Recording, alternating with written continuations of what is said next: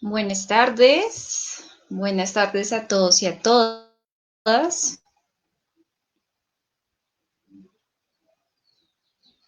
Vamos a esperar que se conecten un poco más.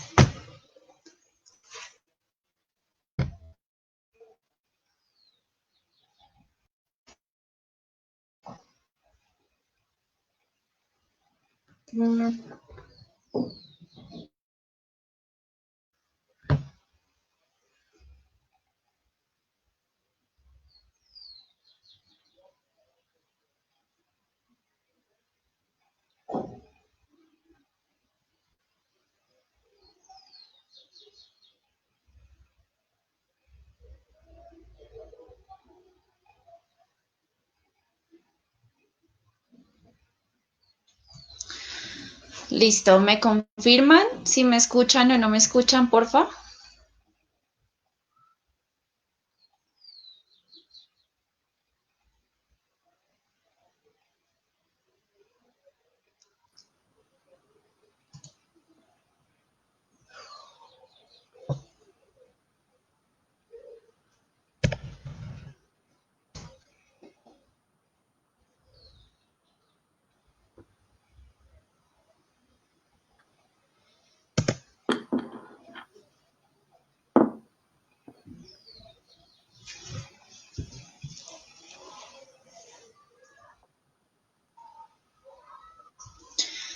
Buenas tardes. Listo, bienvenidos a todos y a todas a nuestra tercera sesión en Montaña de Letras. Esta vez vamos a hablar un poco también enfocados en las diferentes formas que se ha visto el feminismo aquí en Latinoamérica, particularmente en el Perú.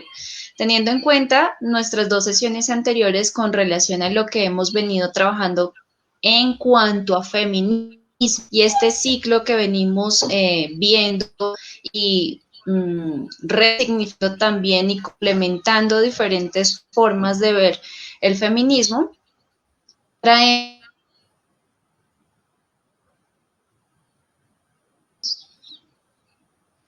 traemos dos ponentes precisamente que nos van a mostrar un poco más sobre cómo ha sido esta lucha también de resignificar y de mantener.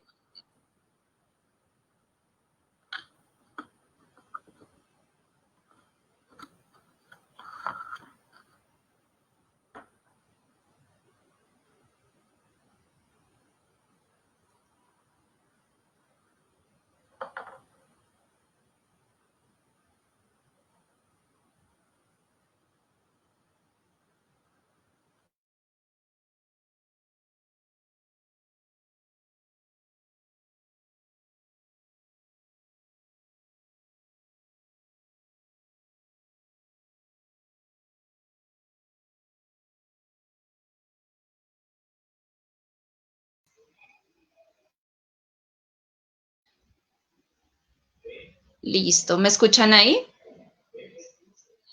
Sí,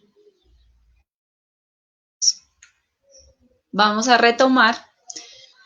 En estas diferentes sesiones hemos venido trabajando sobre feminismo, sobre si es una ideología.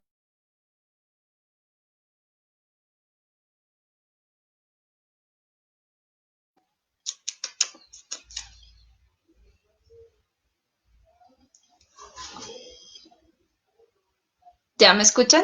La señal está un poquito fallando.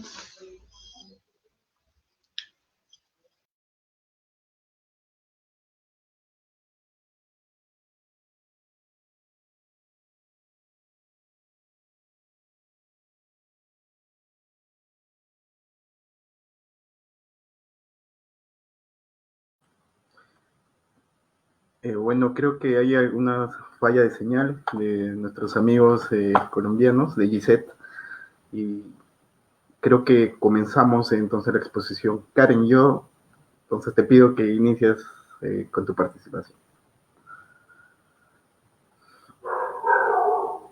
Bueno, perdón.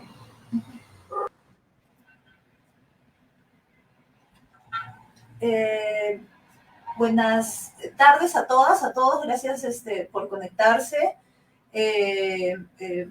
Agradecer la invitación a los compañeros de Colombia por la oportunidad de poder compartir un poco estas investigaciones que venimos haciendo. Yo voy a basar mi exposición en una curaduría que hice hace 2 años que se llamó Las primeras mujeres al encuentro de la historia, y sí estoy tratando de abordar el tema desde lo integral y desde lo importante que fueron distintos ámbitos de lucha para las mujeres de finales del siglo XIX y principios del siglo XX. Esta reconstrucción de la historia que hice como para conectar con un público más amplio, fue a través del archivo. Hay bastantes investigadoras que han hecho trabajos sobre figuras destacadas e importantes y pilares trascendentales de la literatura, de la educación, ¿no? Del feminismo, de los derechos laborales. La misma investigación de Joel sobre Miguelina Costa, que probablemente luego les va a comentar un poco más. Y sin embargo, yo vi esta curaduría como una oportunidad de poner en escena esos archivos y conectar un poco con un público más amplio, que quizá no necesariamente llega a revisar investigaciones tan profundas, ¿no? O, en todo caso, es como una puerta de entrada para llegar a esas otras investigaciones que abordan el tema con un poco más de densidad. Entonces, bueno, voy a hacer una especie de recuento de lo que fue esta exposición y mostrar un poco de archivos para dar un panorama un poco más global, ¿no? Entonces, la exposición se llamó Las primeras mujeres al encuentro de la historia y tenía que ver precisamente con las pioneras republicanas, y justamente vamos a llegar al bicentenario, entonces también es como, fue como muy bonito volver a revisar todos esos archivos en consonancia con justo con este horizonte de sentido que ahorita estamos viviendo, ¿no?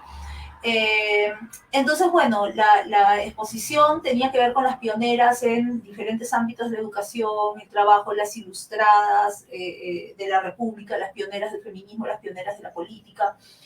Y empezaba pues la exposición en la sala con una gran pared de retratos donde estaban estas pioneras, donde estaban las primeras militantes políticas, las primeras escritoras, las primeras directoras de revistas, las primeras feministas, la primera periodista, ¿no? Y muy poca gente las reconocía. Cuando hacía visitas guiadas, muy poca gente sabía quiénes eran. Algunas habían escuchado sus nombres porque muchas de ellas tienen sus nombres, han sido tomados para nombrar colegios, instituciones educativas escolares, grandes unidades escolares en el Perú, y sin embargo a veces en esas mismas unidades escolares tampoco les enseñan mucho sobre quiénes fueron estas mujeres. Entonces, a algunas les había sonado los nombres, pero muy pocas lograban reconocer sus imágenes, y esto también tenía que ver con la poca circulación y con la poca producción cultural que ha habido alrededor de ellas y de sus nombres, cosa que no ha sucedido, por ejemplo, con escritores hombres, ¿no? Pero sí con escritoras mujeres y que han hecho aportes, pero valiosísimos y muy trascendentales, ¿no? Entonces, algunas de ellas son estas, ¿no? Sus retratos están un poco más visibles acá. La mayoría tenía fotos del archivo Curret. Entre las mujeres que vemos acá, pues están desde las primeras profesionales, las primeras que acceden a la universidad, ¿no? Las primeras feministas, las primeras militantes políticas, ¿no? Que ahora vamos a desarrollar un poco más sobre ellas. Y algo que sí me dio para la reflexión es que en el caso de ellas, casi todas tienen retratos, ¿no? O sea, ya cuentan con un registro fotográfico, y eso dice muchísimo también del mismo archivo y del periodo que estamos abordando, ¿no? Y por qué, si hay archivos sobre ella, si hay fotografías sobre ella, por qué hay también esta tanta invisibilización.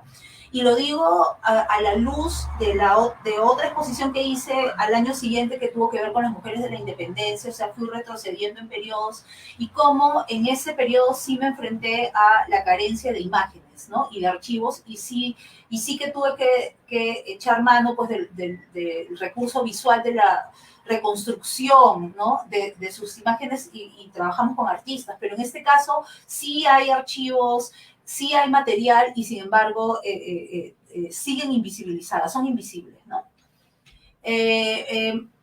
las primeras mujeres que de pronto se imaginan un cambio de paradigma, una otra forma de plantearse fuera del ámbito doméstico son las ilustradas de la República, una primera generación de mujeres que a finales del siglo XIX empiezan a dirigir revistas, a escribir en periódicos. La mayoría de ellas sí escribe novelas, y se enuncian además desde el periodismo, desde donde muchas de ellas, algunas de ellas van a ejercer periodismo político, van a escribir de política también, ¿no? Las que resaltan más son Clorinda Mato de Turner y Mercedes Cabello de Carbonera, ¿no?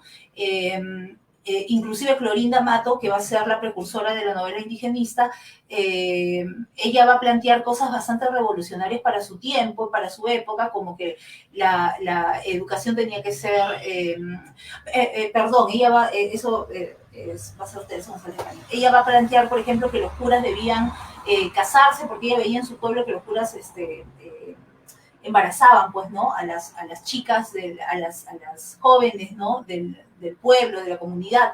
También va a ser la primera novela indigenista, que es Ave sin Nido, en el cual también va a graficar con crudeza, ¿no? Lo que sucedía en el maltrato a los indígenas, los abusos también de la iglesia. Ella va a ser excomulgada, sus libros van a ser quemados, ¿no?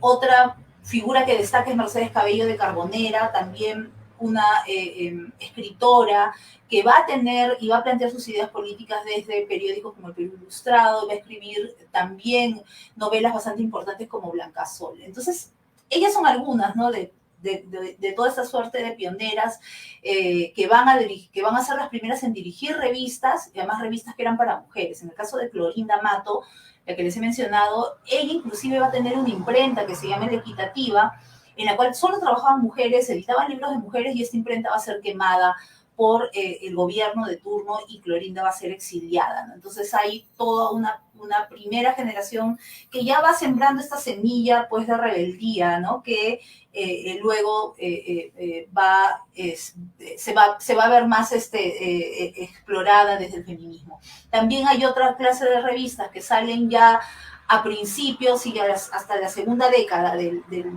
siglo XX, de las primeras 2 décadas del siglo XX, que ya van a ser como La Crítica, por ejemplo, que también va a dirigir Miguelina Costa, con Dora Mayer, o El Deber Proindígena, que van a plantear ya cuestiones políticas importantes de fondo y que también van a tener un enfoque de género en sus contenidos, ¿no? Otro espacio interesante va a ser los primeros salones literarios, porque nuevamente va a ser, si bien muchas investigadoras que dicen que de alguna forma resulta siendo una extensión del ámbito doméstico, porque los salones eran en casas, ¿no?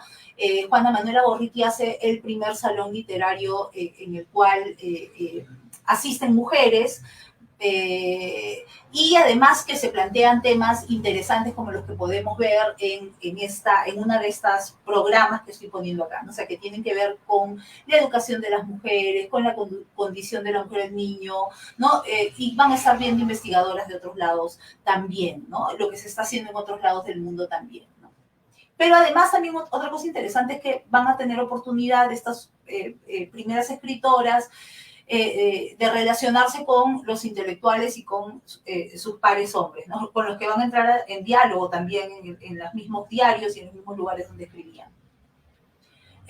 Otra revista y otra publicación bastante interesante, bastante importante, va a ser la revista Mauta, que funda José Carlos Mariátegui, y además porque Mauta va a ser todo un movimiento de vanguardia, y va a ser una de las primeras revistas que, por ejemplo, que va a ilustrar sus portadas con obras de artistas mujeres, ¿no? Hasta ese momento los ilustradores eran hombres, que va a dar bastante cabida a intelectuales de la literatura, pero también del arte, de las artes plásticas, de corte socialista, ¿no? Indigenista, y que eran mujeres, ¿no? Y va a ser una revista pues que hasta el día de hoy causa gran impacto y que es interesante de analizar en clave de género.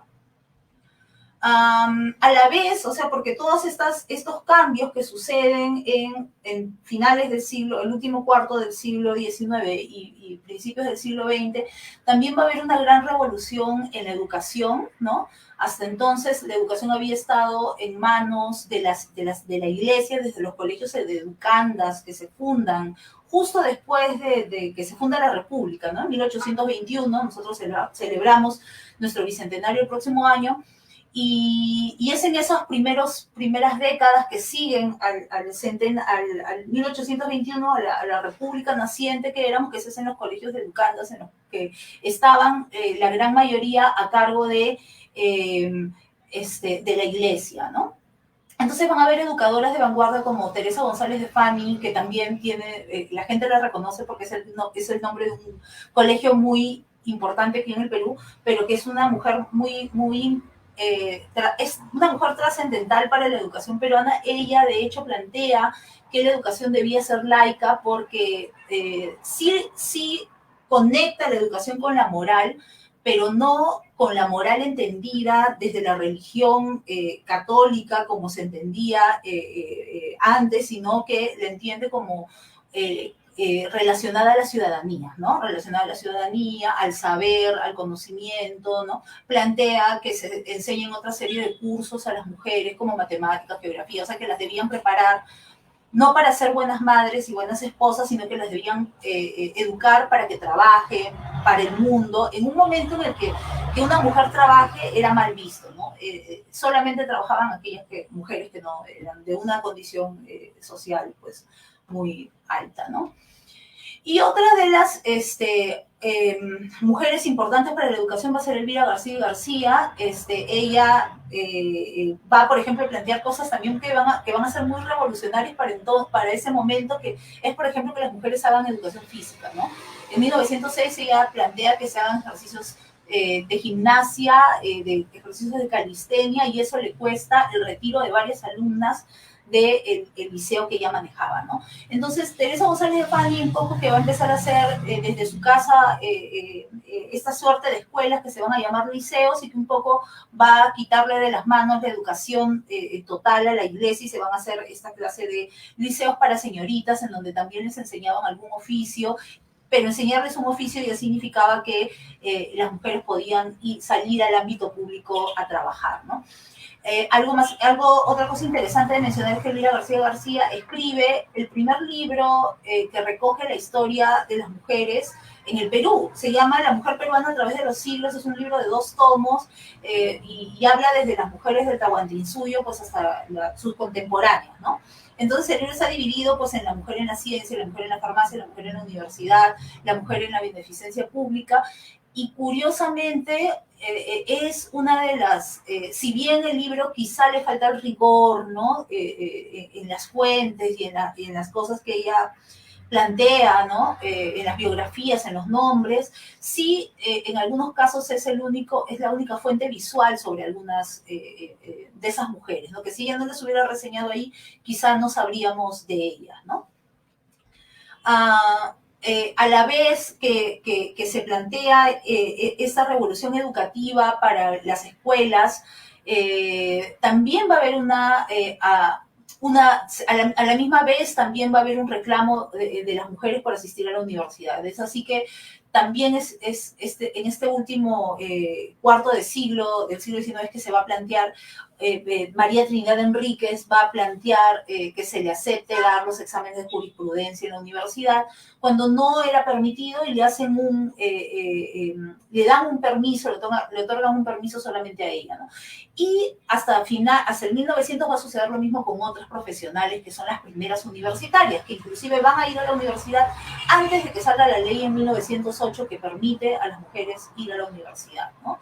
Que eso también va a ser una lucha importante, ¿no? Y estas primeras mujeres lo van a tener difícil, ¿no? Hay varias historias, ¿no? Bastante particulares, de Margarita Praxedes, la primera médico, ¿no? O Esther Festini, ¿no? Las primeras educadoras. Ellas, por ejemplo, va a haber toda una primera generación de educadoras que van a obtener su título universitario y que van a estar a cargo de estos liceos, de estas enseñanzas nuevas de las cuales les acabo de hablar, ¿no? También, a la vez, en estos años en los cuales se revoluciona pues casi todo, también va a haber más participación de las mujeres en sindicatos, ¿no? Eso justamente se va a hermanar o va a encontrarse con las luchas por la jornada laboral de las 8 horas. En 1917 van a ser las primeras mártires de las 8 horas, varias mujeres, ¿no? Yo pensé que solamente eran dos, a las que siempre se les recuerda, que es Irene Salvador y Manuela Chaflajo. Sin embargo, leyendo un periódico de la época veo una relación bastante grande de nombres, sin embargo, han quedado en el olvido, ¿no? Y en 1919, que es la consecución de las 8 horas, también va a haber otra huelga bastante conocida que organizar precisamente, una de las organizadoras va a ser Miguelina Costa, con el Comité Pro Abaratamiento de las Subsistencias, ¿no? Y probablemente Joel va a hablar un poco más de eso, pero ya se van a dejar vislumbrar los primeros liderazgos de las mujeres en cuestiones en el movimiento obrero, ¿no? Aunque poco registro hay de eso, y hay que buscar como aguja en un pajar realmente imágenes y archivos que den cuenta de estos liderazgos. Sin embargo, sí existen los archivos, ¿no? Otro tema que abordé en la exposición fue las primeras en política, y tenía que ver con las primeras militantes, y obviamente no puedo dejar de mencionar ahí a Magda Portal, porque Magda Portal es la primera mujer, no es la primera mujer que milita en un partido político, sino es la primera mujer que llega al núcleo, a la dirigencia, ¿no? A la dirigencia, al núcleo fundador de un partido político que es el APRA, uno de los partidos en ese entonces más importantes, ¿no?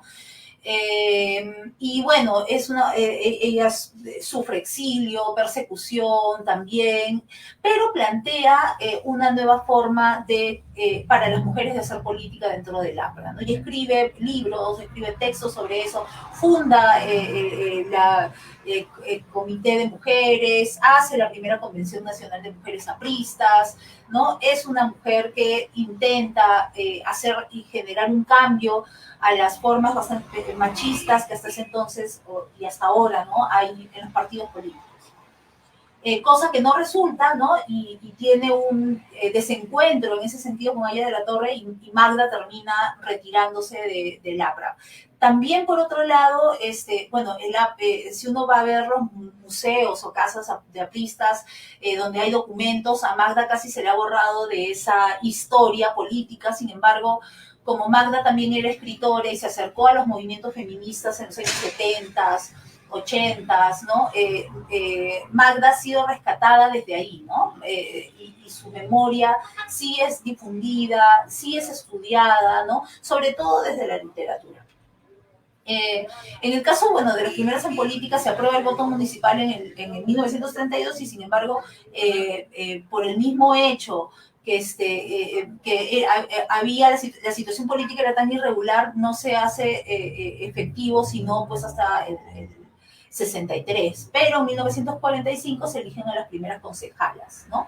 Y digamos que es el inicio de la mujer peruana en la función pública, aunque en 1915 las mujeres, gracias a la primera organización feminista, que ahora la vamos a ver, que es Evolución Femenina, pueden acceder a los cargos de beneficencia pública, ¿no? Es el primer cargo que logramos obtener en 1915, que es la beneficencia, pero en 1945 hay este primer grupo de concejalas, y también es la primera alcaldesa. Cuando yo hice la exposición no lo sabía. Eso luego lo supe porque el nieto, lo importante que es rescatar la memoria de las mujeres, y a veces ese rescate viene de las familias. En 1945 se elige la primera alcaldesa mujer en el Perú, que es la alcaldesa de Huancané, y es Dora Madueño. Y esa información sale a la luz gracias a que su nieto pues rescata esa memoria, ¿no? Y busca en los diarios y encuentra la noticia en la cual ella es condecorada, ¿no?, como alcaldesa. En 1956, bueno, se elige el primer cuerpo parlamentario y coincide también con la primera votación que hay, ¿no? Y también es bien interesante las historias que se pueden escuchar personales de las congresistas, de este primer cuerpo de congresistas. Y claro, son mujeres que tampoco la tuvieron fácil, ¿no? Algunas de ellas no postulan nuevamente, aunque el pueblo les pedía que postulen porque los maridos no querían, ¿no? Y así una serie de historias que dan cuenta de lo difícil que es para ellas entrar a un parlamento absolutamente lleno de hombres, ¿no? Y solamente eran 8. Y en 1962 hay la primera alcaldesa de Lima, Anita Fernandini de Naranjo, pero no es una alcaldesa elegida democráticamente, sino designada por una junta militar. Y también, bueno, no es la primera alcaldesa del Perú, como les digo, fue Dora Madueño y fue al interior del país, pero es la primera alcaldesa de Lima, ¿no? Otra cosa interesante que tiene que ver justo con las pioneras feministas es las luchas por el sufragio, que si bien hay una historia que viene desde la oficialidad en la que dicen que Odría, el presidente de turno, cuando en 1955 se aprueba el voto en el Senado, es el que de alguna forma como una dádiva, porque era muy bueno, pues él da el voto cuando, si uno revisa archivos como el de Evolución Femenina, que es la primera organización feminista que hay en el Perú, uno se puede dar cuenta de la cantidad de memorándums, de actas, de eventos que se hacen en pro del voto femenino y cómo también se estaba mirando las noticias de otros países o también cómo había una red, un trabajo de red entre Evolución Femenina y partidos políticos,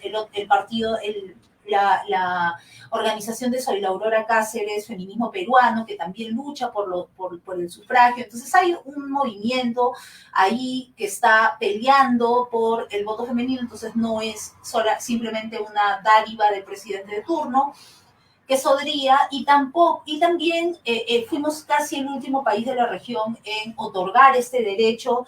Y bueno, y entonces ya era una cuestión también que debía darse, ¿no? Para que no quede como un retrógrado Odría, ¿no? En 1956, que es la primera vez que las mujeres votan, ¿no? Pueden participar las mujeres que son mayores de edad y que son letradas, ¿no? Y esto también es interesante de señalarlo por la gran cantidad de mujeres, de la gran cantidad de población analfabeta en la que se concentraban las mujeres, sobre todo las de zonas rurales, ¿no? Entonces, sigue siendo un voto que marginaba gran cantidad de mujeres. Y no es y uno lo puede ver también en las fotos, ¿no? ¿Qué clases de mujeres votan, no? No es hasta 1980 que hay el voto universal y que por primera vez pues votan mujeres rurales, de zonas rurales, mujeres campesinas, ¿no? Que la mayoría eran analfabetas. Las primeras organizaciones feministas que son Evolución Femenina y Feminismo en 1914 y Feminismo Peruano en 1924 van a ser cruciales para las luchas por el voto, pero no solamente las luchas por el voto, sino que también van a haber otras, en el caso de Evolución Femenina, desde Evolución Femenina se van a hacer escuelas, como la Escuela Moral y Trabajo, ¿no? Va a haber conexión con otra serie de organizaciones, el feminismo peruano también particular con sindicatos, por ejemplo, ¿no? Van a haber campañas, se van a traer a sufragistas, Evolución Femenina trae a una sufragista inglesa, Carrie Chapman, para que dé una conferencia a las mujeres acá que estaban interesadas en luchar por el voto femenino. Entonces va a haber una conexión y se va a estar mirando también lo que se hacía afuera, ¿no? Evolución Femenina, cabe decir, lo funda María Jesús Alvarado, una pionera feminista importantísima que en 1911 hace el primer discurso que se llama el feminismo, y Feminismo Peruano, fundado por Soy la Aurora Cáceres, otra mujer sumamente importante dentro de lo que va a ser las luchas por el sufragio, ¿no? Van a ser bastantes eventos, ¿no? Que van a tener además cierta circulación y cierto rebote en prensa, por lo que van a hacer incidencia también en lo que estaban planteando, ¿no? Cabe decir que María Jesús va a ser una de las concejalas elegidas en 1945, o sea que también va a ser una mujer que va a transitar por la actividad de autoridad política, ¿no? No solamente desde el activismo. La exposición va un poquito más allá, ¿no?, de este primer siglo y también expongo las fotografías de Beatriz Suárez, que es la primera reportera gráfica y sigue de alguna forma las organizaciones feministas desde de los 70s y los 80s. Algunas de esas organizaciones siguen hasta hoy, como Flora Tristán y Manuela Ramos, ¿no?, que han cumplido sus 40 años, una el año pasado, la otra hace 2 años, pero que van a plantear demandas que hasta ahorita las recogemos, ¿no? El tema de la violencia contra la mujer, la legalización del aborto, del derecho a decidir, ¿no? Acciones contra la tortura, contra la represión, por los contextos que se vivían en esa época, van a estar conectadas con organizaciones sociales de base también. Y también va a haber todo un trabajo, muchas o algunas de las militantes feministas de esa época también van a incursionar en política, también van a postular al Congreso, desde la mayoría desde organizaciones de izquierda, ¿no? Entonces también va a haber toda una experiencia que creo que ha generado aprendizajes y que ha sido parte de las luchas que tenemos hasta hoy desde el movimiento feminista, como puede ser la paridad, la alternancia, las luchas contra el acoso político, ¿no? También para abordar estos temas o todos estos temas históricos de pronto de los cuales les he hablado, también van a ser importantes la circulación de revistas feministas, que van a haber, sobre todo en la década de los 80s y hasta la mitad de los 90s, ya después de la mitad de los 90s ya van a dejar de circular, pero la revista Mujer y Sociedad, la revista Viva, la revista La Tortuga, la revista Chacarera, van a ser revistas importantes, porque no solamente van a estar dirigidas por mujeres, escritas por mujeres, las reporteras gráficas eran mujeres, las entrevistas las hacían mujeres, pero también ya son revistas que tienen, que absolutamente están marcadas todas por el enfoque de género. Entonces ahí es bien interesante leer la historia desde un periódico normal, ¿no? Y leerla desde una revista que ya se plantea desde el enfoque de género. Como archivo me parece bastante interesante la mirada que tienen, ¿no? Inclusive especiales de las mujeres de la independencia, especiales sobre personajes claves históricos que en otros medios de circulación masiva no los pondrían, ¿no? Y finalmente la exposición termina con una foto de la Marcha Ni Una Menos del 2016, porque fue una marcha histórica, fue una de las marchas más masivas que hubo en el Perú. 500.000 de personas salió a pronunciarse contra la violencia que en ese, bueno, que hasta ahora, ¿no?, hay en contra de las mujeres y la gran cantidad de feminicidios. Sí, me pareció interesante también ver cómo la fotografía de inicio, donde veíamos esta galería de fotos por separado, contrastaba con esta fotografía en la cual veíamos muchísima gente en la calle, ¿no? Entonces, cómo hacíamos esa conexión y cómo podíamos sentirnos con una continuidad de esa lucha, ¿no? Si antes las mujeres luchaban por tener las ilustradas de la República luchaban por tener un lugar en el ámbito intelectual, y cómo hasta ahora eso sigue pasando, eso sigue siendo, cuando hablamos de un mail panel, ¿no?, o cuando hablamos de estas recopilaciones donde solamente hay hombres o solo se visibilizan, o la gran diferencia que hay entre las reseñas que hay para escritores y para escritoras, ¿no? Nos damos cuenta que somos una continuidad de esa lucha, ¿no? Cuando vemos a las luchas de las primeras mujeres que incursionaron en política, y vemos hasta ahora cómo también seguimos en una batalla por igualdad de condiciones para hacer política, ¿no? La paridad, la alternancia, las luchas contra el acoso político, todo eso tiene que ver con eso. Entonces, la exposición y en todo caso toda esta línea de tiempo y revisar esos archivos tenía ese sentido, ¿no? En cómo podíamos desde el presente reconocernos como una continuidad de esas batallas, ¿no? Y bueno, eso sería. Muchísimas gracias, maestra Karen. Felicitarla por ese hermoso trabajo de investigación que yo creo que todos los que estamos aquí revisando y viendo, contemplando todo este proceso de reconstrucción histórica también, nos permite darnos cuenta que la lucha no solamente ha sido en ciertos puntos geográficos de Latinoamérica y del mundo, sino que precisamente, por ejemplo, tenemos a Perú tan cerca y muchos de nosotros desconocía tanta información valiosa que nos estás presentando. Para los que acabaron de llegar, me gustaría también presentar a la maestra Karen. Ella es comunicadora, magíster en antropología visual, diplomada en el posgrado de estudios de género por la PUCP, curadora e investigadora, docente en la Facultad de Artes Escénicas de la Universidad Científica del Sur, investiga en temas de género y memoria, es miembro fundadora del Museo Itinerante Arte por la Memoria, asociación cultural dedicada a promover los derechos humanos desde la producción cultural. Además, fue él un proyecto acreedor al Premio Nacional de las Artes en Derechos Humanos y al Premio de la Fundación Príncipe Claudio. Entonces, nos hemos podido dar cuenta que la maestra Karen ha hecho tremendo trabajo de investigación y asimismo le vamos a dar paso a nuestro maestro Joel Rojas, que es magíster en Filosofía y Pensamiento Social por la Flaxo Ecuador y licenciado en Filosofía por la Universidad Nacional Mayor de San Marcos. Pertenece al grupo de investigación y al grupo de ontología política, ambos de la UNMSM, al Comité Consultivo de la Cátedra José Carlos Mariátegui y a la Sociedad Peruana de Filosofía. Actualmente es profesor de filosofía en la Escuela Nacional de Bellas Artes.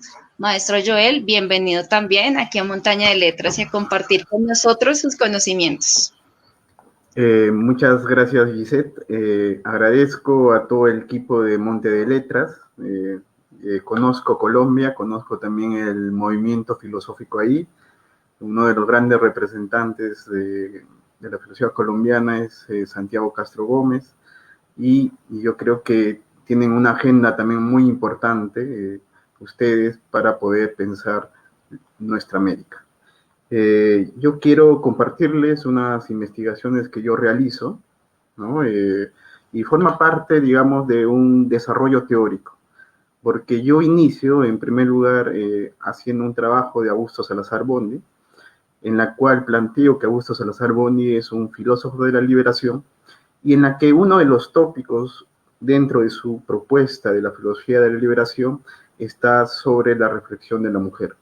No en el sentido de que Salazar hable sobre la mujer o represente la agenda de las mujeres, sino que parte de la filosofía de la liberación de Augusto Salazar Bondy hay, digamos, ese apoyo, ese compromiso hacia la reivindicación de la mujer. Y podemos encontrar en varios textos de Augusto Salazar Bondy refiriéndose en ese sentido, ¿no?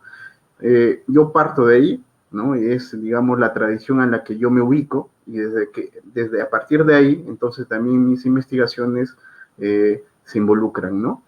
Y bueno, yo lo que les voy a compartir es acerca de dos mujeres, ¿no? Que más o menos nacen en casi fines del siglo XIX y tienen un gran protagonismo en el siglo XX, ¿de acuerdo?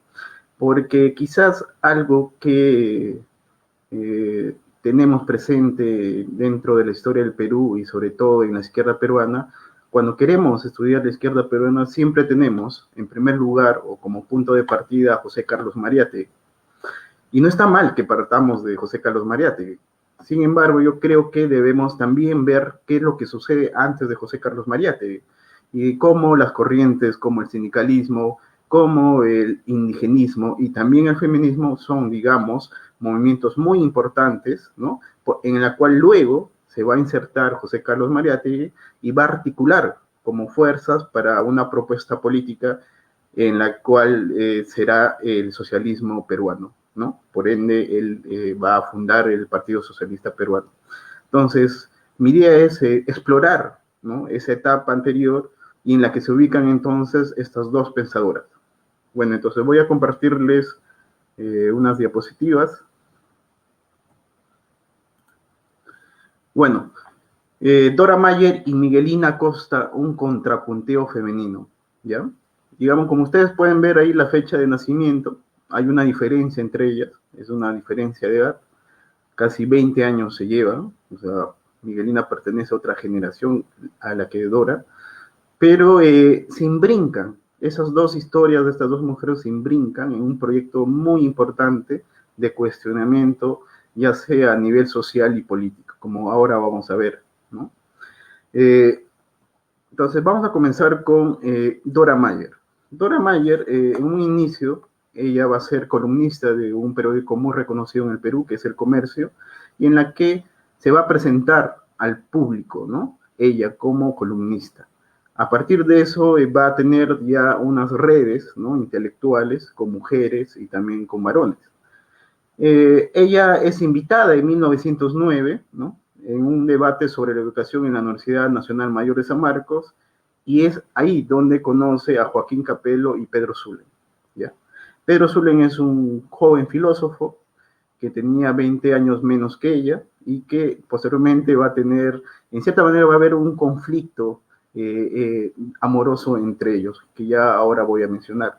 Entonces, lo importante es que después de este debate de la educación en 1909 sobre la educación del indígena, Joaquín Capello, Pedro Zulen y Dora Mayer van a fundar la Asociación Pro Indígena. Y en esta asociación va a ser la primera asociación en el Perú en la que van a defender los derechos del indígena en el Perú, ¿de acuerdo? Entonces van a publicar también un boletín que se llama El Deber Pro Indígena, en la cual uno puede encontrar todas las denuncias enviadas de las provincias del Perú hacia la capital. Joaquín Capello, presidente de la Asociación Pro Indígena, era congresista o senador en aquella época. Entonces, podía él llevar, ¿no?, esas demandas, esas denuncias que tenían los indígenas al Parlamento peruano. Eso era la estrategia de la Asociación Pro Indígena. También Dora Mayer en aquella época va a publicar La conducta de la Compañía Minera del Cerro de Pasco. Hay que recordar que a inicios del siglo XX, la economía y las empresas transnacionales norteamericanas van a llegar al Perú, y con mucha fuerza. Una de ellas es Cerro de Pasco Corporation, en la cual se va a convertir al campesino en un obrero, y para que puedan trabajar en esas industrias para poder exportar los minerales hacia Estados Unidos, hacia Europa.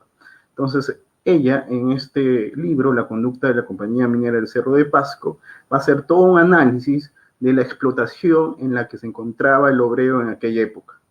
Y es un libro muy importante, incluso el historiador Alberto Flores Galindo, ¿no?, lo va a citar como parte también de sus estudios, ¿no?, que él realizó posteriormente en los años 80, ¿no? Entonces, esa etapa es muy importante en Dora Mayer, porque se va a insertar, digamos, en una etapa de compromiso social frente a la explotación y a la dominación que vivía el indígena peruano. Pedro Zulen va a ser muy importante en la vida de Dora Mayer, y porque además uno de las causas para que se desintegre esta asociación es, en cierta manera, el amorío que vive con Pedro Zulen. Porque, digamos que Mayer experimentó una forma intensa, un amor idealizado que partía del insondable misterio encerrado en ese hombre. A manera de un Prometeo en versión femenina, se encapricha en desatar los nudos de lo imposible. En una sociedad conservadora, una mujer mayor propone matrimonio a su joven amado. Zulen, filósofo educado bajo el catolicismo, no puede renunciar a su patriarcalismo implícito, desde donde asumir un rol secundario en una relación amorosa representaba una deshonra social. Si Zulen, a través de su crítica a Henri Bergson, el filósofo más influyente de la época, se sitúa en una posición de avanzada, teóricamente hablando, Mayer fue más lejos porque demolía las buenas costumbres y las etiquetas sociales de la Lima tradicionalista.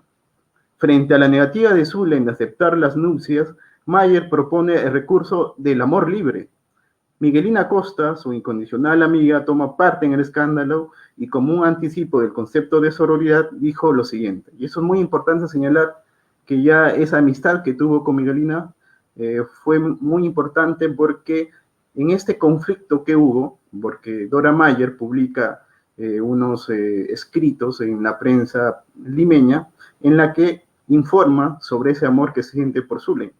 Y eso causa un gran escándalo en Lima, porque Dora Mayer era mayor, casi de 20 años frente a Pedro Zulen, y entonces Miguelina, en un acto de sororidad, va a defender a su amiga y va a decir lo siguiente: Dora quiere vencer los escrúpulos de carácter social que impiden la comunión de dos almas, y porque atropella los prejuicios sociales que son solo máscaras de la inmoralidad para hacer triunfar su doctrina de amor desinteresado y de sensibilidad, reaccionando contra el que domina en nuestra época y contra la hipocresía.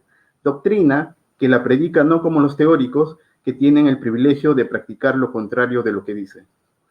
Proclamar públicamente su amor había expuesto a Mayer a un gran escándalo, ¿no? Entonces, la defensa que tiene a partir de su amiga, entonces ya encontramos ahí, ¿no?, esa relación de sororidad, esa relación de hermandad que tienen tanto Dora Mayer y Miguelina. Yo he realizado entonces una investigación de Dora Mayer, he compilado sus obras y se publicó un libro el año 2018, en la cual entonces veo, digamos, sus obras desde 1909 hasta 1932. Y hay que resaltar un dato muy importante en la biografía de Dora Mayer. Ella es natural de Alemania, llega a Perú cuando tenía 5 años, ¿no?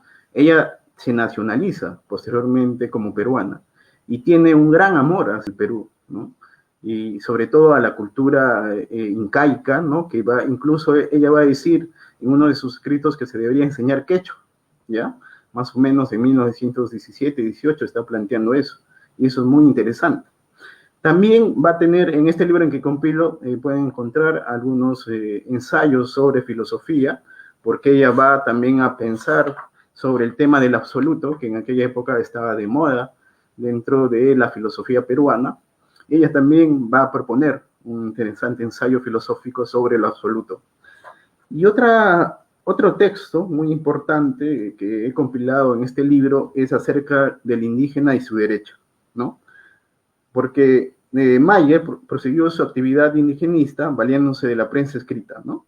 Y en 1929 publica El indígena y su derecho, un título importante dentro de la literatura indigenista aparecida durante el gobierno de Augusto de Leguía.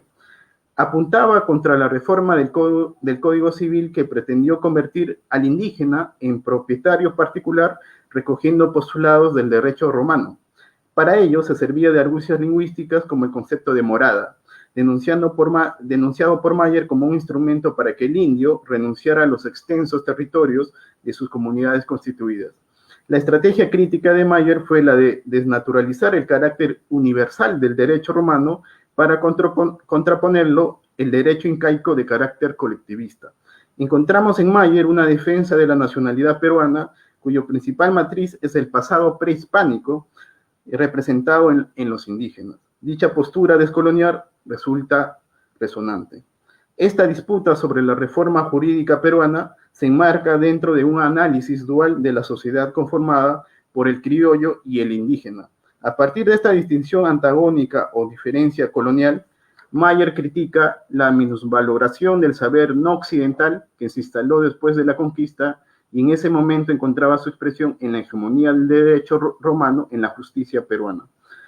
En ese contexto, las normas tomaron un cariz marcadamente discriminador. Se forzó a los alumnos indígenas a instruirse exclusivamente en idioma castellano. Los peruanos incompetentes en español serían expuestos a disposición de un tutor legal, deslizándose, como acuña Andrés Guerrero, a una representación ventrílocua ante el Estado. Coludidos con terratenientes y gamonales, estos tutores despojarían a los indígenas de los vastos dominios integrados en las comunidades formalmente reconocidas por el gobierno de Leguía. Es decir, que la propuesta de Dora Mayer es una crítica a la propuesta de aquella época, de los años 30 en el Perú, en la que se pretendía despojar de los grandes territorios que constituían las comunidades, que tenían las comunidades indígenas.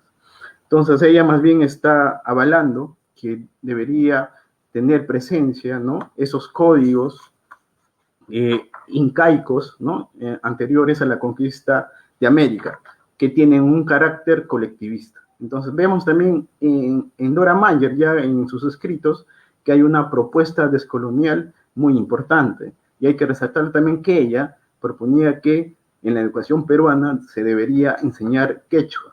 Y eso estamos hablando más o menos en las primeras décadas del siglo XX. Después, entonces, he compilado otros artículos de ella sobre feminismo, porque ella, la propuesta que tiene es una propuesta a la que se llama el feminismo maternal o maternalista. Ella, en primer lugar, menciona que, como un principio, que hay una igualdad entre el hombre y la mujer, pero la mujer debería, digamos, tener una presencia muy importante en temas domésticos, porque ella piensa que a partir de la familia, del hogar, y la gran presencia que debe tener ahí la mujer para esa organización, en cierta manera colectiva, ¿no?, que es una familia, entonces este grupo de personas podrían llevar a un cambio social en la nación peruana. Entonces, no es tanto que ella estaba tratando de plasmar de que la mujer, que el hecho de que trabajara en las cosas domésticas, su trabajo significaría digamos, en una igualdad frente al varón, que sí se dedica a las cosas públicas. Pero ella veía más bien que el tema doméstico es muy importante. Y esa tarea doméstica permitiría justamente, dice Dora Mayer, un cambio social, ¿no?, en ese sentido. Entonces ella no ve, digamos, que dedicarse a la cosa doméstica desde ya es algo desigual frente a la labor que cumple el varón. Entonces, por eso es una feminista maternalista, porque ve desde otra perspectiva el trabajo doméstico y ve que eso es tan importante para la regeneración social y el cambio social. Porque incluso ella dice, si que la mujer participe en política, ella podría también insertarse en ese sistema de corrupción en la que se encuentra el varón. Más bien la mujer tiene la gran labor desde la casa, desde la labor doméstica, para ese cambio social a partir de su labor doméstica, ¿no? Así lo veía desde ese aspecto Dora Mayer, el tema de la mujer y ese rol muy importante que ella debe cumplir. Quiero pasar entonces al tema de Miguelina. Como ya mencioné, casi le separan 20 años, Miguelina es más joven, y ella nace en Yurimaguas, ¿ya?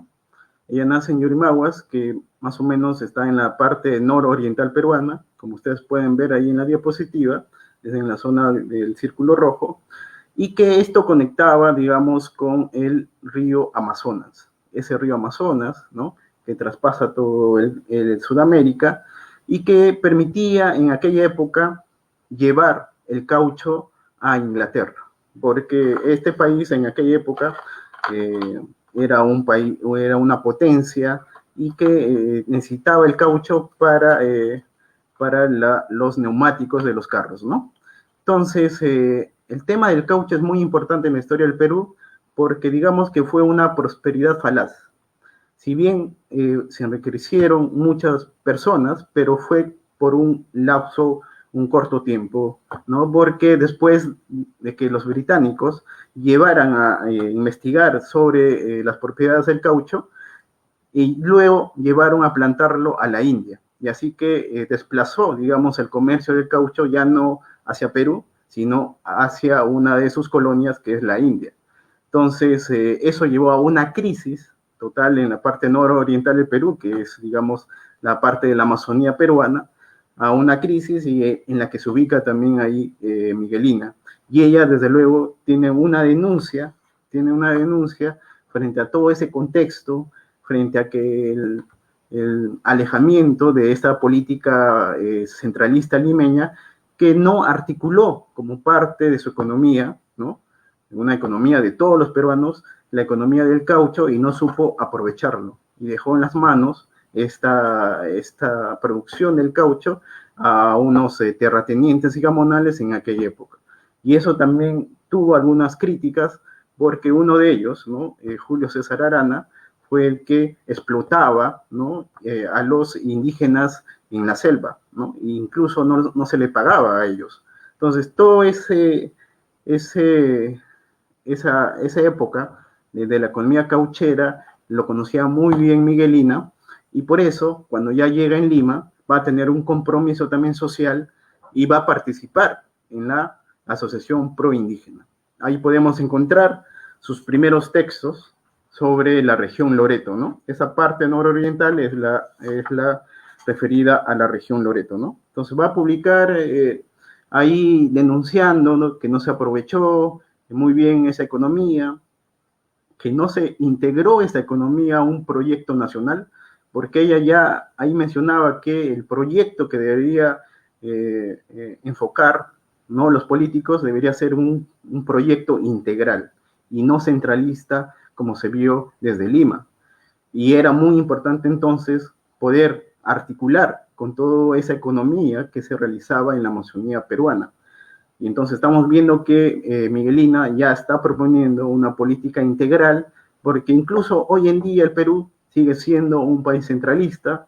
Lo que más le importa entonces a los políticos de turno es verlo desde Lima y no integrar las economías de provincia.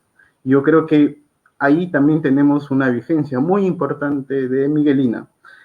También Miguelina va a fundar y crear con Dora Mayer la revista La Crítica, ¿no? Es una revista que va a tener 3 años de existencia y en la que va a articular 3 aspectos. Uno es el indigenismo, que ya había tenido ya experiencia con la Asociación Proindígena, porque la Asociación Proindígena se extingue en 1916, casi a fines del año 1916, y con Dora Mayer entonces deciden fundar La Crítica. Entonces van a articular ahí el tema del indigenismo, que ya tenían experiencia, y también el tema del sindicalismo.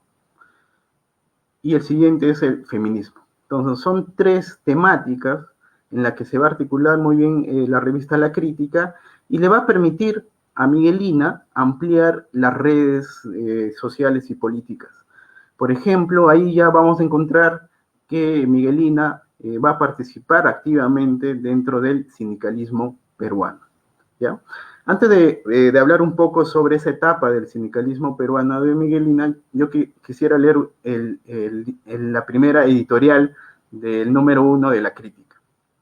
Dice lo siguiente: la crítica no es conforme al sentido en que a veces socialmente se acepta la palabra, siempre un comentario acre, burlesco, agresivo, pesimista, como el que ha insinuado en favor del público las hojas satíricas y hasta las pasquinescas, llena de material escandaloso, de mal gusto recopilado sin criterio superior y equilibrado, causa por la que ha encontrado protesta en los elementos sanos de la sociedad. La crítica es precisamente la contemplación de los sucesos del mundo con un juicio que reconoce y discierne en ellos lo bueno como lo malo, lo congruente como lo humano, como lo incongruente con lo ideal, que estimula lo que juzga virtud y disuelve lo que juzga vicio. Y continúa entonces esta editorial, la primera editorial de este semanario La Crítica. Si el periodismo moderno fuera menos comercial y más idealista, sería probablemente más transigente para admitir en sus columnas el debate de los doctrinarios divergentes, pero no siendo hoy la sinceridad de las convicciones ni la solidez en la argumentación los principios que conducen a los éxitos buscados por la mayoría. Cualquier autor que ama sus convicciones se encuentra obligado a fundar su hoja propia, donde poder campear solo, individualista, hasta el término que su deseo de expresar y sus medios prácticos de sostener le señalen. A fin de ilustrar con su ejemplo patente la virtud que obra en las cualidades de honradez periodística para reconciliar divergencias de ideas, aunque no de principios morales fundamentales, bajo el amparo de un solo órgano publicista, la dirección de La Crítica será dual, formada por Miguelina Costa Cárdenas y Dora Mayer, 2 compañeras en ideales que por la amistad que las une no renuncian, ni renunciarán nunca, al derecho de criticar mutuamente sus apreciaciones y actitudes, convenciéndose cada vez más de que la crítica es la luz que aclara los problemas de la vida y divergencia que acaba por unir los intelectos a raíz de una comprensión perfeccionada de los caracteres naturales. Es decir, estas dos actitudes, ¿no?, de parte de Dora Mayer y la de Miguelina serían como algo antagónico, pero que este antagonismo, si bien le permite entonces criticar la postura de cada una de ellas, y por eso era muy importante entonces que ellas, teniendo, digamos, ideales en cierta manera que van a criticar el aspecto social, económico y político que viven los ciudadanos peruanos en aquella época, pero van a tener diferentes propuestas, ¿no?, al final, pero eso no quiere decir que puedan trabajar en conjunto, ¿no? Entonces, la crítica, entonces, fue un semanario muy importante donde articulaba a diferentes pensadores y pensadoras del Perú, y que hasta hoy no hay, digamos, una investigación sólida, ¿no?, consistente para mapear todos esos debates insertos en este semanario y que se debería hacer, ¿no? Entonces, también, ya casi ya en la época de 1920, en la que también ya hay unas denuncias, ¿no?, que van a tener, ¿no?, este periódico La Crítica, y por el cual el presidente de aquella época, Augusto B. Leguía, va a cerrar la circulación del semanario La Crítica, ¿no? Y además, como Dora Mayer y Miguelina, digamos que no eran personas que tenían una presencia política importante en aquella época, digamos que van a aceptar esa decisión, ¿no?, del presidente Leguía de cerrar la circulación del semanario La Crítica, y bueno, y va a acabar, bueno, las ediciones de la revista La Crítica, pero ahí no acaba, digamos, la participación o el activismo de Miguelina, sino va a continuar, porque ella en 1915 se matricula en la Universidad Nacional de San Marcos para estudiar Derecho, ¿ya? Y en aquella época, después de todo este proceso que estamos hablando, en la que ya estaba participando en la asociación proindígena, va a tener experiencia también articulándose con el sector sindicalista en el Perú, todo eso, digamos, todas esas experiencias que va a tener, lo va a llevar también a constituir parte de su propuesta de esta tesis, ¿no? Porque esta tesis va a ser una tesis propositiva, porque ahí va a hacer una crítica al Código Civil peruano que teníamos desde 1856, en la que la mujer estaba al tutelaje del varón, en todos los términos, ya sea, digamos, tanto privados, ¿no?, en el caso familiar, pero también en cuanto a la parte social y política, ¿no?, y jurídica, porque incluso el tema de la herencia, ¿no?, la mujer no podía recibir herencias, no podía también ella proponer, ¿no?, el divorcio. Entonces, eso, uno de los temas muy importantes en esta tesis es ya de plantear de que la mujer también pueda proponer el divorcio, ¿no? Entonces, es una de las tesis, yo lo considero que es una de las tesis, las primeras tesis feministas en el Perú, y que recién se está empezando a estudiar, y sería muy importante, ¿no?, también ver a nivel latinoamericano en qué situación se encontraba Colombia, en qué situación se encontraba Argentina o otro país latinoamericano. Pero en el caso peruano, en 1920, ya vemos que la participación de Miguelina, en términos, digamos, jurídicos, ¿no?, está presente, ¿ya? Es una crítica, entonces, que debemos leerlo con atención y para poder conectarlo, digamos, a nivel latinoamericano. La segunda tesis va a seguir realizando críticas al Código Civil peruano, y que en aquella época entonces eso va a permitir a Miguelina, ¿no?, ser entonces abogada, y va a ser ella la primera abogada litigante en el Perú. Va a tener un consultorio jurídico, va a ser, creo que, el primer consultorio jurídico de una mujer en el Perú, en la que va a atender casos como el divorcio, ¿no? Desde luego, en aquella época patriarcal, machista, ¿no?, desde luego las mujeres no iban mucho al consultorio para tratar estos temas, ¿no? Pero ella más se dedicaba entonces a la defensa de los indígenas, a la defensa de los obreros. Hay una relación muy estrecha de Miguelina con el sindicalismo peruano. Entonces, en 1917, en la que se funda el semanario La Crítica, le permite insertarse al sindicalismo peruano. Ella va a encabezar, como ya ha mencionado Karen, va a encabezar una protesta sobre el abaratamiento de las subsistencias, ¿no? Y entonces ella va a ser la presidenta y va a convocar en 1919 a una primera manifestación de las mujeres, ¿ya? Y la demanda general de esta manifestación de las mujeres no es un tema de género, más bien es un tema general que les compete a todos los peruanos de aquella época. Era sobre las subsistencias, sobre las condiciones materiales de la existencia. Y es muy importante que las mujeres también estén asumiendo esa demanda muy general, ¿no?, de todos los peruanos en aquella época y tuvieron, digamos, consecuencias positivas en aquella marcha.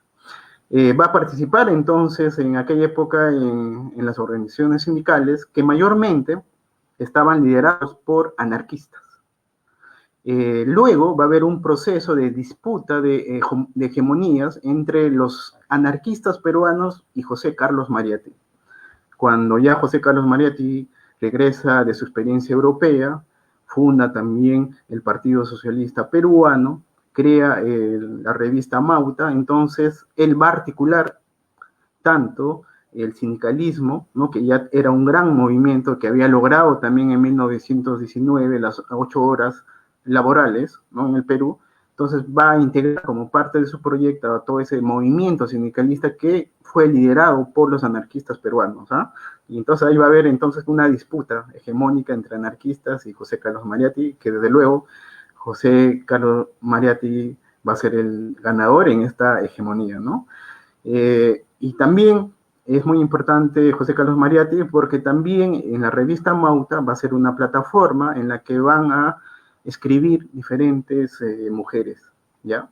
Y con diferentes tendencias. Una de ellas es, desde luego, Miguelina, ¿no? Y entonces uno puede ver que Miguelina estaba, en cierta manera, siempre ligándose con muchas redes, ¿no? Ya tanto con los sindicalistas, también con el proyecto de José Carlos Mariátegui, cuando ya había perdido la hegemonía de los anarquistas peruanos, y participa entonces en Amauta, y eso también lo podemos encontrar, esta relación entre Mariátegui y Miguelina, cuando uno lee los 7 ensayos. En uno de los ensayos sobre regionalismo y centralismo, hay un pie de página en la que José Carlos Mariátegui cita a Miguelina. ¿Y por qué la cita? Porque una de las cosas o de las limitaciones que tenía José Carlos Mariátegui era de no conocer la realidad, digamos, de algunas provincias del Perú, y en este caso era de la realidad de la Amazonía, que sí lo conocía muy bien Miguelina. Conocía muy bien el tema del caucho, por ejemplo, la crisis que se había realizado a partir de cuando ya los británicos llevan a plantar el caucho en las Indias. Entonces, conocía muy bien este tema político, social, Miguelina, y por el cual entonces yo me supongo que conversaba largamente con José Carlos Mariátegui. Y además hay que remarcar que el consultorio jurídico de Miguelina, que estamos diciendo que es el primer consultorio jurídico de una mujer en el Perú, quedaba a 2, 3 cuadras de la casa de José Carlos Mariátegui, ¿no?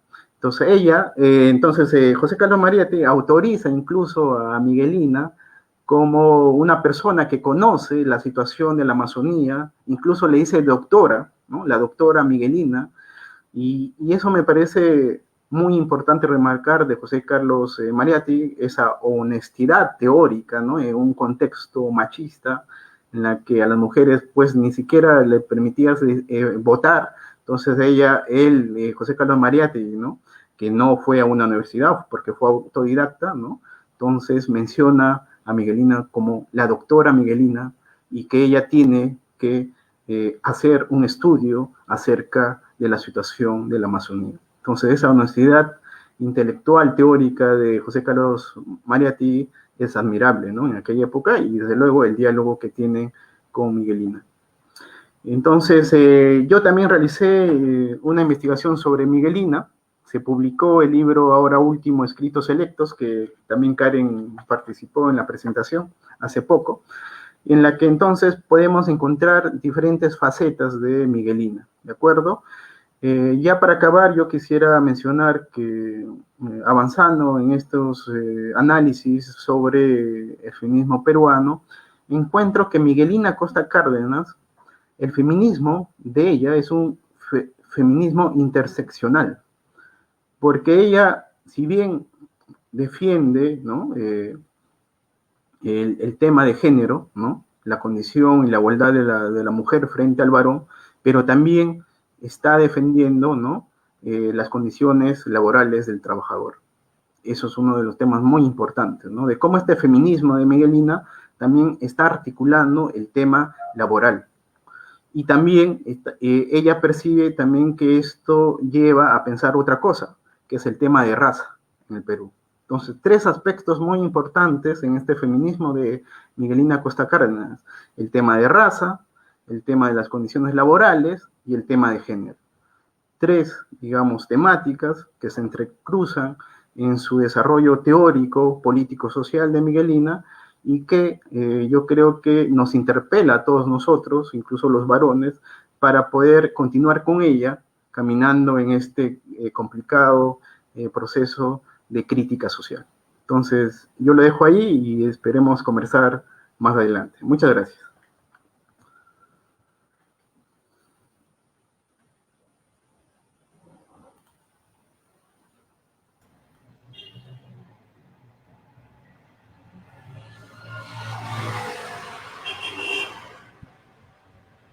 Bueno, agradecerles tanto a la maestra Karen como al maestro Joel por esas valiosas intervenciones que acaban de realizar con nosotros.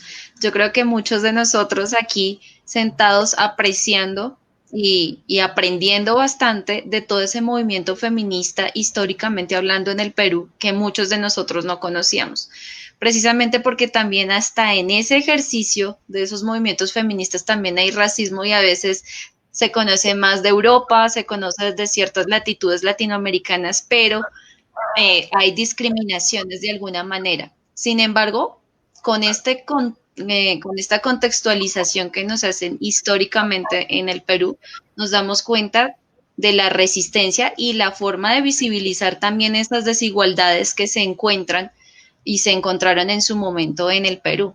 De acuerdo a eso, me gustaría preguntarles también qué tanto de estas propuestas de cambio sociopolítico que han manifestado estas mujeres en el transcurso de la historia actualmente en el Perú se han mantenido, se resiste o hay que seguirlas trabajando desde estas autoras que tanto han inspirado a las mujeres y también a los hombres en el Perú para seguir resistiendo y mantener una igualdad precisamente de corresponsabilidad entre hombres y mujeres y necesariamente entre las instituciones en el Perú.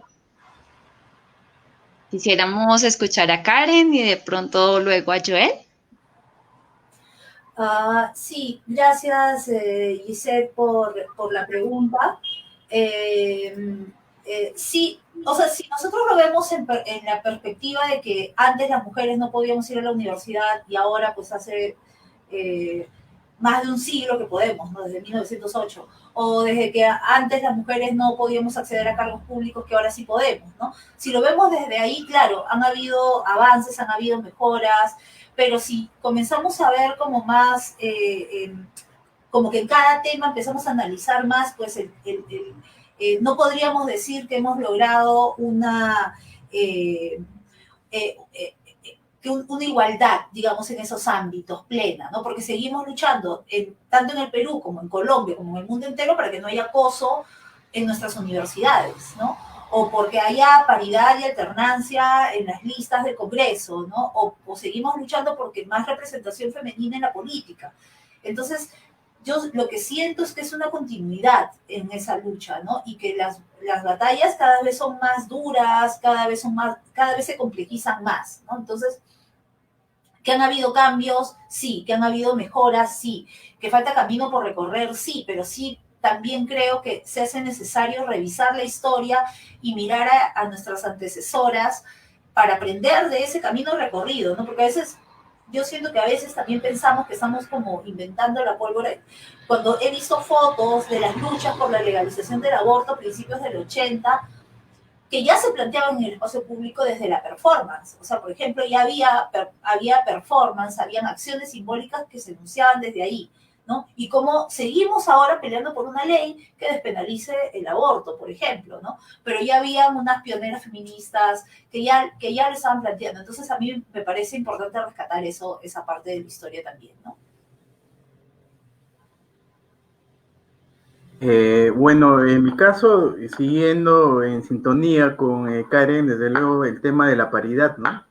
Actualmente casi esa ley que ya habían propuesto, que habían aceptado ya en el Congreso de la paridad, para que nuestros representantes políticos sean mitad mujeres y mitad varones, entonces casi lo derogan esa ley, ¿no? Más bien ahora se ha mantenido esa ley de la paridad y es muy importante porque en las futuras elecciones, ¿no? Nuestros representantes entonces va a haber mitad mujeres y mitad varones, y eso es algo, es un logro muy importante, y que eso ya encontramos, digamos, en esta reivindicación, a esta lucha que había dado ya, por ejemplo, Miguelina.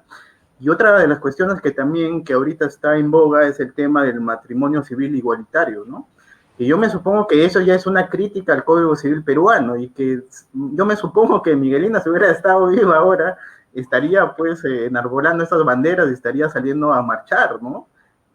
No necesariamente tiene que ser homosexual, ¿no? Lesbiano, etcétera, para que pueda estar apoyando eso, pero yo me supongo que Miguelina también hubiera articulado toda esa reivindicación del movimiento LGTBI, y que nos interpela a todos nosotros, y desde luego mi gran apoyo a todo ello, ¿no?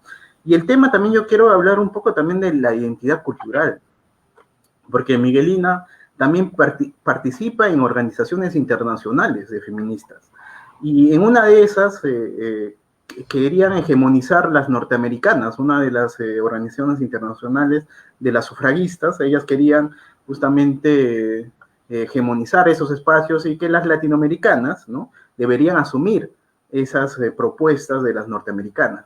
Pero ya vemos de ahí que en ese debate, ¿no?, entre latinoamericanas y norteamericanas, ya se estaba planteando el tema de una identidad cultural, y de cómo las mujeres latinoamericanas, y estoy hablando de inicio del siglo XX, y eso todavía lo vamos a ver en la filosofía, pues con el debate, ¿no?, que viene con Salazar Bon, y si existe o no una filosofía en nuestra América, ¿no?, sobre el tema cultural. Pero ya las mujeres también, a través de estas organizaciones feministas internacionales, están defendiendo la agenda latinoamericana, una identidad cultural, que tenemos nuestros problemas propios aquí en Sudamérica frente a lo que está viviendo, por ejemplo, Norteamérica, que su situación, digamos, es muy diferente a la nuestra. Entonces, yo creo que también ese tema de estas feministas de inicio del siglo XX, que son pocas exploradas, yo me supongo que en Colombia también habrá muchas feministas colombianas que están también en esta lucha, en esta crítica a diferentes estructuras, tanto jurídicas, políticas y sociales, y hay que rescatarlas, y hay que sean nuestras compañeras en este camino de crítica, ¿no? Y yo, como parte de todo este, digamos, como ya mencioné, la filosofía de la liberación de Augusto Salazar Bondy, es muy importante articular todo ello, no para decir a las mujeres qué es lo que tienen que decir, sino que nosotros, varones, ¿no?, debemos apoyarlas, ¿no?, y debemos estar comprometidos con esta causa.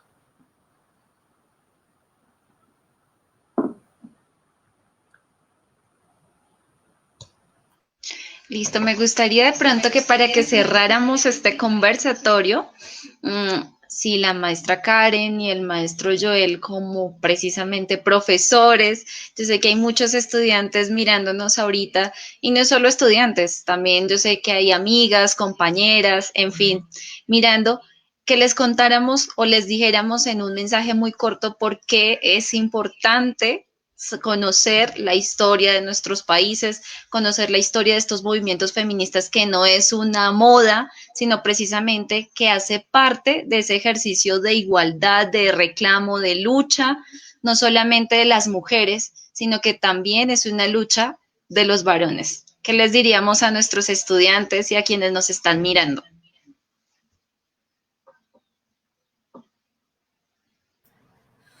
Bueno, yo diría que ahora, llegando al bicentenario nuestro, es un buen momento para hacer un balance y para no desaprender lo que hemos aprendido, ¿no? Un poco, a nosotros en el colegio nunca nos enseñaron de todas estas grandes mujeres. Nosotros, cuando caminamos por la ciudad, no vemos monumentos de mujeres. Las plazas principales tienen nombres de hombres. Entonces, las mujeres, la historia es escrita en un horizonte de sentido patriarcal, elitista, que ha dejado de fuera a las mujeres. Y nosotros seguimos aprendiendo de eso. Es un círculo vicioso en el cual en la escuela seguimos aprendiendo los mismos libros, las mismas imágenes, es el mismo imaginario que se nos queda en la cabeza, porque producción cultural y simbólica sobre mujeres tampoco circula, que es nuestra conexión sensible con el pasado. Entonces, para mí es importante desaprender eso, ya es momento, ya es tiempo, es un buen momento para hacer ese balance, para cuestionar, ¿no? Es un buen momento para hacernos preguntas, ¿no? Y yo creo que investigaciones como las de Joel y como la de tantos otros y otras investigadoras que están preocupándose por rescatar la memoria de mujeres importantes, familiares, desenterrar estos archivos que han sido tachados, ¿no? Silenciados, olvidados, ¿no? Yo creo que esas, de alguna forma, se tienen que integrar a políticas públicas, ¿no? Yo pienso que tiene que ser una triangulación entre investigación, educación, política pública, memoria, historia, o sea, tiene que ser un proyecto integral, pero tiene que ser un proyecto nacional, porque nosotros solos, desde este lado solos, tampoco lo vamos a lograr, ¿no? Retomando lo de Karen, que me parece muy importante mencionar el archivo, porque yo sé que con Karen eso es algo que compartimos nosotros, ¿no? La investigación de los archivos. Y comentar un poco que, digamos, también en el caso de Dora Mayer y de Miguelina, ¿no? Yo he tenido un acceso privilegiado, porque incluso en el caso de Miguelina, recién se ha recuperado un archivo del sobrino nieto.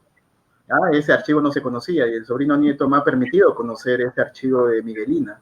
Y que desde luego eso permite entonces conocer parte de la historia del Perú. O sea, estamos, como dice, hay que desaprender, dice Karen, desde luego hay que desaprender pero para construir un nuevo Perú. Un nuevo Perú que estamos a puertas del Bicentenario, en la que el gran aporte de las mujeres están silenciadas, pero ya están ahí, siempre han estado, solo que nadie la ha visibilizado, y esto es el gran compromiso, incluso los varones, que debemos tener. Y entonces, yo creo que sí, yo creo que todo esto debemos partir del principio de igualdad. El principio de igualdad, entonces, nos permite a todos nosotros tener una actitud frente a toda esa historia silenciada de las mujeres. Y cuando mencionas qué nos pueden decir en el presente, ¿no? Y eso me parece, siempre lo relaciono con la ontología crítica del presente de Michel Foucault, para el cual es muy importante la investigación histórica, la arqueología del saber, y por ende es muy importante también la investigación de los archivos, para poder analizar las estructuras de poder. Porque si nosotros queremos criticar algo en nuestro presente, no es que surge de la nada, sino que hay un precedente histórico, hay una construcción histórica, hay una estructura de poder en la que nosotros, si queremos desarticular esa estructura del poder, debemos hacer una investigación histórica a través de los archivos. Y más o menos, yo cuando estaba leyendo, ahí casi terminando mi pregrado a Michel Foucault, me pareció muy importante la metodología de la arqueología y la genealogía de Michel Foucault para poder hacer todo este trabajo histórico y desde luego comprometerme con la reivindicación de la mujer, y no solo con la mujer, porque ahora creo que una de las demandas principales en boga es la demanda del movimiento LGTBI. Y hay que estar a la altura, hay que estar a la vanguardia, apoyando todas estas reivindicaciones. Así es. Tiene toda la razón, profe.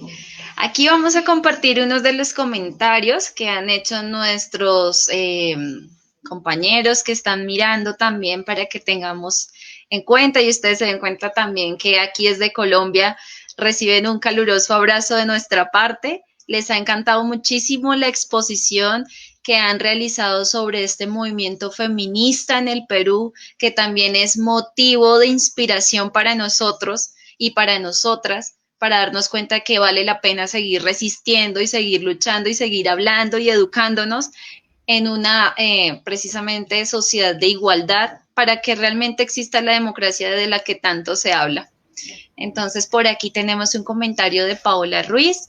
Dice, súper importante este trabajo. En Colombia se han hecho muchos esfuerzos en este sentido, sobre todo en el campo de las artes, pero nos queda mucho por hacer. Tiene toda la razón. Por acá tenemos otro comentario de Raquel Morales que nos dice, felicitaciones, excelente exposición. Por acá tenemos que excelente tema, que muy bonito como habla la maestra también, de parte de Vanessa Martínez. Bastante inspirador, yo creo que todos quedamos con ganas de seguir escuchándolos, muy buenos textos, además de que el archivo también es algo que yo creo que muchos quisiéramos tenerlos más cerquita para conocer un poco más sobre todo esto que es nuestra radiografía histórica precisamente. Agradecerles de antemano por compartir con nosotros este espacio y ustedes saben que bienvenidos siempre aquí con los brazos abiertos cuando se pueda y se quiera. Gracias. Gracias por la invitación. Gracias, Gisette, y gracias a Monte de Letras, y seguimos conversando y dialogando. Muchas gracias a todos. Gracias. Gracias a todos y a todas por participar de esta tercera sesión sobre feminismo y filosofía. La próxima sesión entonces hablaremos sobre qué es ser mujer y esos diferentes roles que se han construido históricamente desde ciertas geografías también y cómo las vamos a ir resignificando también desde nuestras posiciones latinoamericanas. Entonces los esperamos en nuestra próxima sesión. Un abrazo para todos y todas y estamos en contacto. Hasta luego.